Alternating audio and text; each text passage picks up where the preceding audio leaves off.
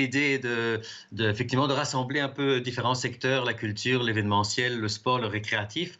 Pourquoi? Parce ils ont des affinités sectorielles, c'est clair. Ils ont des affinités surtout sur le déconfinement.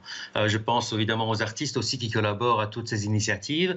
Et donc cette plateforme, il s'agit de fédérer les choses, de rassembler les gens, parce que pour l'instant, on se rend compte que la plupart travaillent un peu en silo et mettent en place leur système de déconfinement.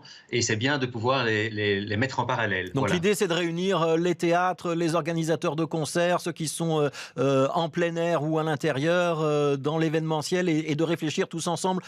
Et l'idée, c'est quoi? C'est de trouver des mesures qui seraient applicables à toutes ces formes d'activité?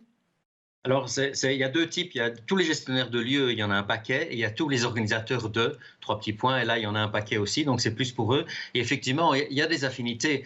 Quand on est dans un public assis, une configuration assise, eh bien, on peut penser c'est dans une salle de spectacle, pour un défilé de mode, pour une convention d'entreprise, pour l'enregistrement d'une émission de télé, pour un match de basket, pour les cinémas.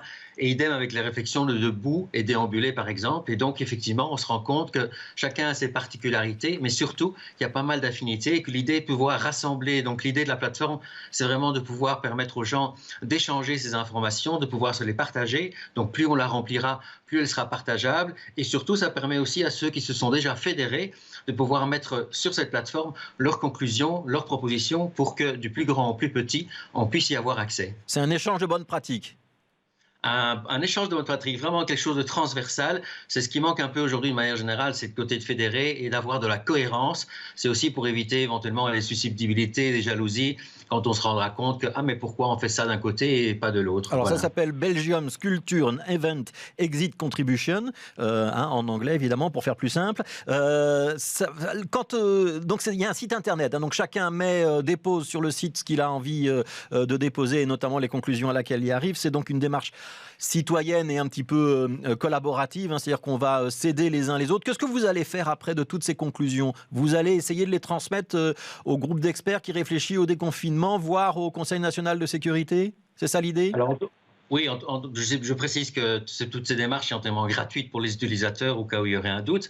Et effectivement, elles sont effectivement disponibles pour tout qui veut et pour les autorités, sachant aussi que je sais que, par exemple, il y a d'autres démarches qui sont en route, qui sont plus précises encore, puisqu'il s'agira de préparer un outil d'analyse de risque, proprement dit. Je sais que le secteur événementiel y travaille et on essaye de travailler ensemble aussi pour faire le tout. Et donc, je pense que cette plateforme est un bon exercice pour amorcer ce qui va sans doute arriver comme étant une analyse de risque précise. Ouais, et donc, ça permettra de trouver des solutions pour accompagner le déconfinement du secteur culturel et du secteur de l'événement. Il y a déjà un certain nombre de personnalités qui se sont engagées avec vous et qui jouent le rôle d'ambassadeurs.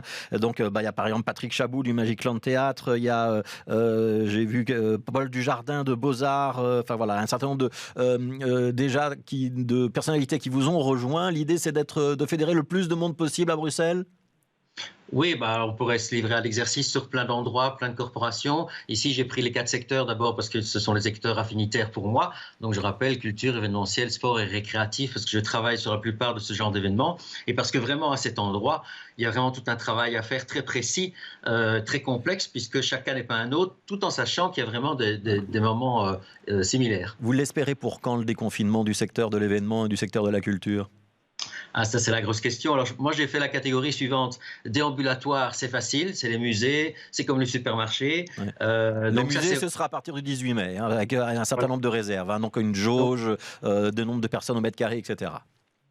Donc là, on y est. Maintenant, debout et assis, ça, c'est toute la problématique. Il y a deux questions qui se posent. C'est comment on va pouvoir mettre des gens qui ne se connaissent pas, masqués, avec leur veste sur les genoux parce qu'on refusera les vestiaires. Et d'autre part, est-ce que ces spectateurs vont accepter de jouer le jeu et pour quand? Et ça, on sait, c'est l'inconnu total.